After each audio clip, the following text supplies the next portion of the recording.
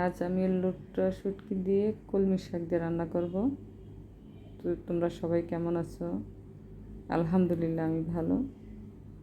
তো আজকে নিয়ে আসলাম তোমাদের সামনে, ভাবলাম যে তোমাদের সাথে একটু শেয়ার করি। প্রথমে আমি শুটকি মাছটা একটু মশলার ভিতরে কষিয়ে নিয়েছি, তারপরে আমি এই তো শাকগুলো দিয়ে দিয়েছি। হ্যাঁ, এখন আস্তে আস্তে শাকগুলো নেড়ে চেড়ে রান্না করতে হবে। লোট্টা শুটকি দিয়ে আসলে কলমি শাক দিয়ে আমার কাছে অনেক ভালো লাগে। তোমরাও এভাবে রান্না করে খেতে পারো।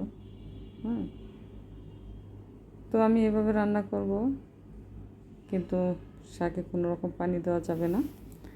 পানি দিলে কিন্তু আর শাকের কিন্তু এই মজাটা থাকবে না। তো আশা করি তোমরা এভাবে রান্না করো।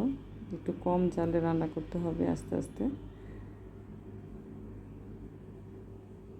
এই তো আমার শাক রান্না করা শেষ। তো ভালো থেকো, আল্লাহ হাফেজ।